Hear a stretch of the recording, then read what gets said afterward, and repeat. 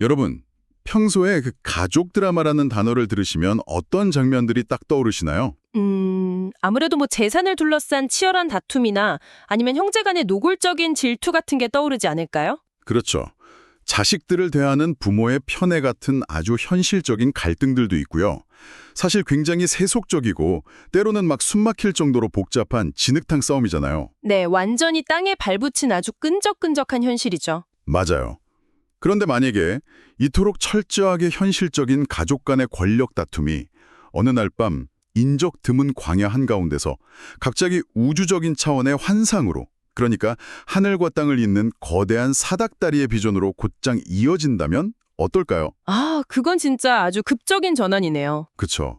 그래서 오늘 이 주제를 깊이 파헤쳐 보려고 합니다. 오늘의 심층탐구에 오신 여러분 환영합니다. 오늘 우리가 살펴볼 자료는 고대 문헌 중에서도 가장 유명한 가족 갈등과 환상에 대한 기록, 바로 창세기 28장입니다. 네, 이 텍스트는 단순히 오래된 옛날 이야기가 아니거든요. 맞습니다. 오늘 우리의 목표는 그냥 이 줄거리를 따라가는 게 아니에요. 이 극적인 이야기 속에 등장하는 인물들이 도대체 왜 그런 선택을 했는지 그 심리적 동기를 분석해 볼 거고요.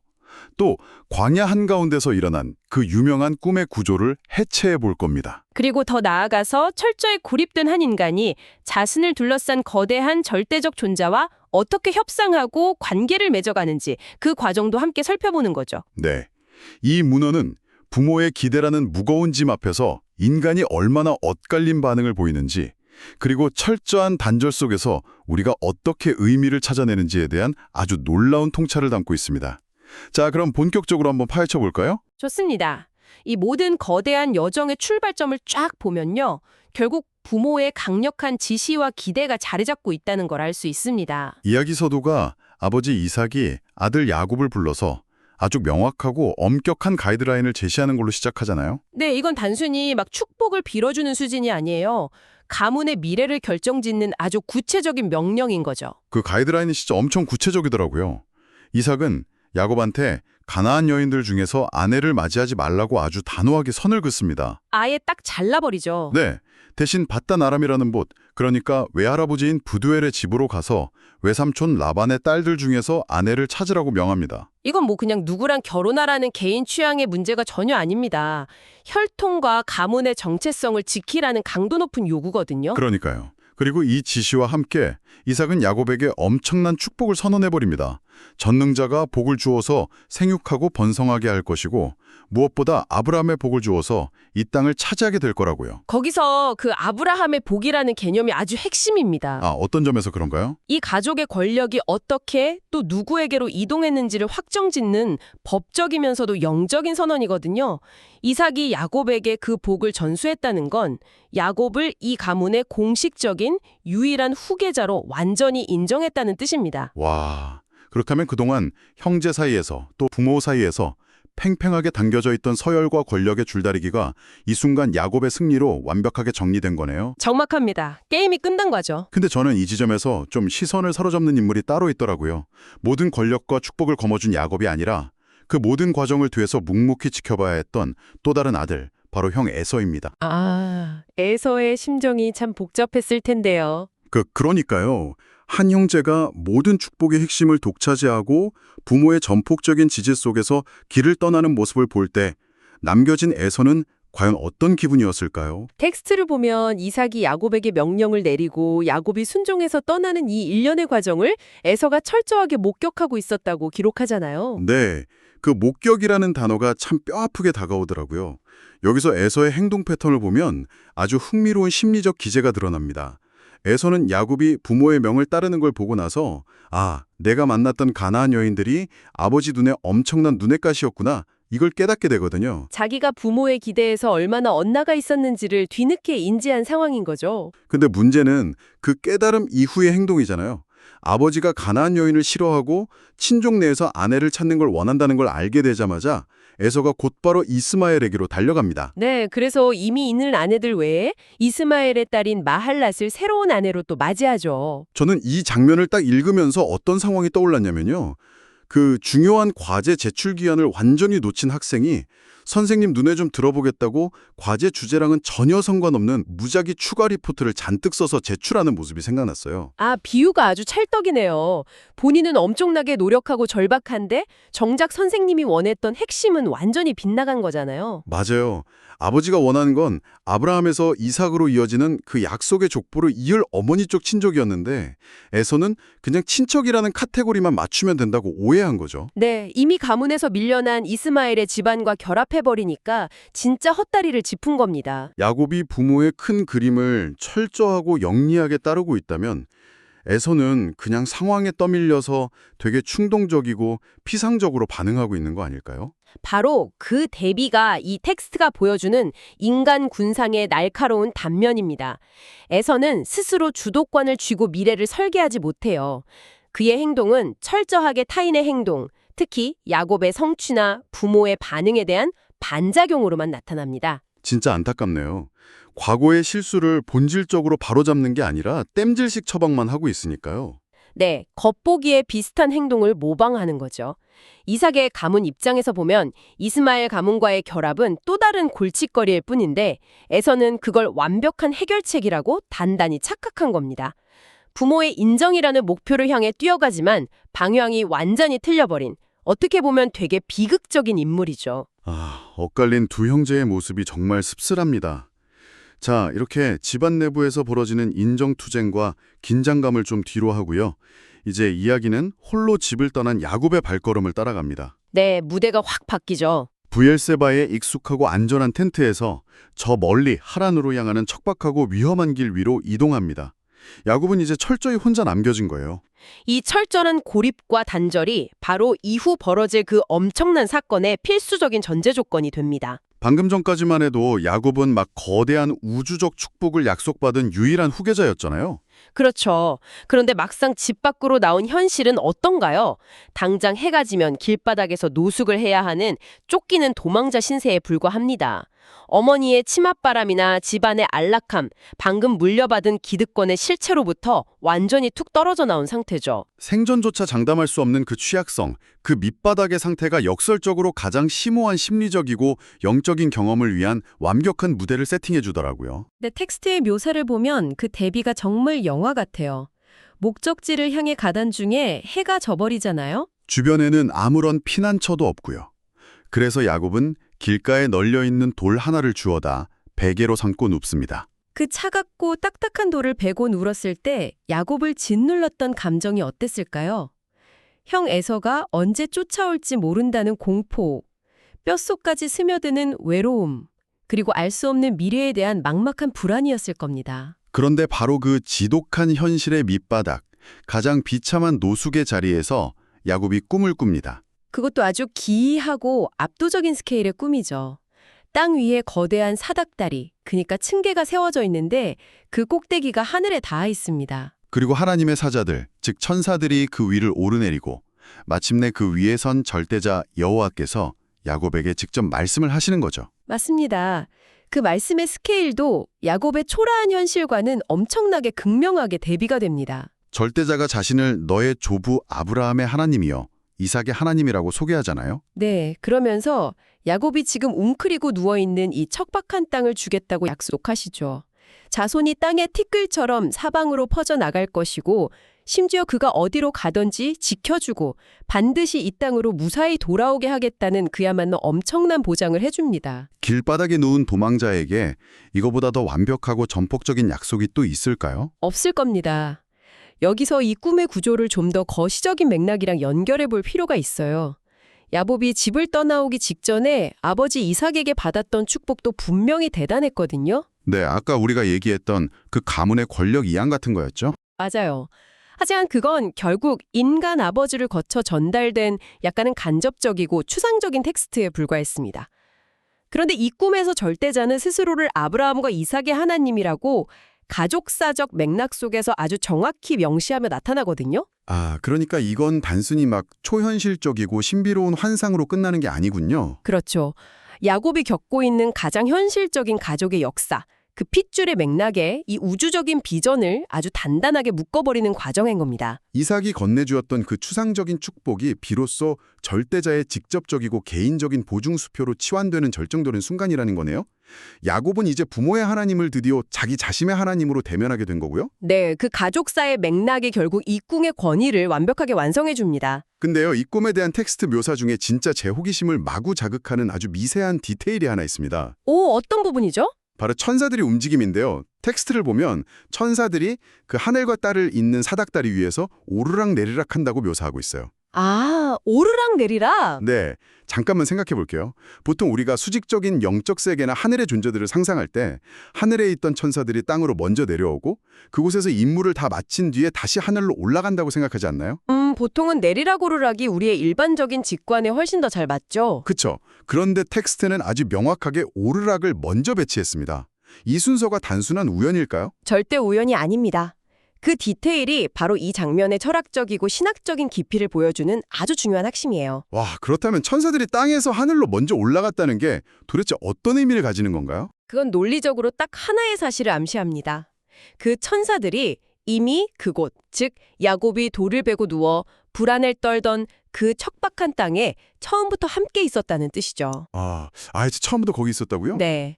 우리는 흔히 거룩한 장소나 신성한 개입 같은 게 우리의 그 구질구질한 일상과는 저 멀리 떨어진 저 높고 깨끗한 하늘 어딘가에 존재하다가 특별한 순간에만 짠 하고 내려온다고 생각하잖아요. 맞아요. 뭔가 성스러운 공간이 따로 있을 거라고 생각하죠. 하지만 이 오르락내리락이라는 순서는 그 고정관념을 완전히 부수어버립니다.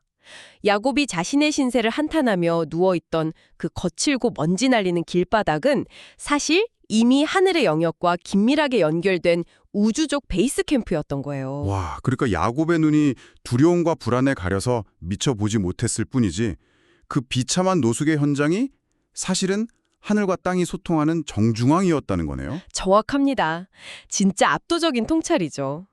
자신이 세상에서 가장 철저하게 버려졌다고 믿었던 그 흙바닥이 사실은 우주적 소통의 중심지였다니. 이 거대한 꿈이 야곱을 잠에서 번쩍 깨어나게 만듭니다. 그리고 이 각성은 방금 전까지 자신의 불행을 상징하던 그 보잘것없는 돌멩이와 황량한 땅을 바라보는 관점을 완전히 180도 뒤집어 놓잖아요. 야곱이 잠에서 깨서 내뱉는 첫 마디가 진짜 인상적이거든요. 여호와께서 과연 여기 계시거늘 내가 알지 못하였도다 이렇게 말하죠. 스스로 두려워하면서 이곳이여 다름 아닌 하나님의 집이요 하늘의 문이로다라고 선언합니다. 그리고는 자신이 베고 잤던 그 평범한 돌을 가져다가 기둥으로 세우고 그 위에 기름을 부어요. 원래 그 지역 이름이 루스라는 아주 평범한 아무도 신경 안 쓰는 지명이었는데 야곱이 그곳을 하나님의 집이라는 뜻의 베델로 바꾸어 버립니다. 그저 지나쳐가는 피곤한 길가의 한 지점이 영원히 기억될 영적인 랜드마크로 재탄생한 순간인 거죠. 공간의 의미가 물리적 현실에서 영적 차원으로 완전히 재창조된 겁니다. 맞아요. 근데 이 텍스트가 진짜 흥미로운 이유는요. 이 거룩한 깨달음의 순간에 이야기를 막 아름답고 감동적으로만 끝맺지 않는다는 점이에요. 네, 곧바로 이어지는 야곱의 서원, 즉 절대자를 향한 약속의 장면에서 야곱이라는 인물이 가진 아주 복합적이고 현실적인 본성이 폭발적으로 드러나죠. 저는 사실 야곱의 그 서원 부분을 읽으면서 되게 묘한 기시감을 느꼈거든요. 어떤 부분에서요? 아니 방금 전까지 막 우주적인 환상을 보고 두려움에 떨면서 경외감을 표했던 사람 치고는 그가 제안하는 조건들이 너무나도 치밀하고 계산적인 거예요. 내용의 구조가 완벽한 만약 그리고 그러면의 형태를 띠고 있죠. 맞아요. 야곱이 이렇게 말하잖아요.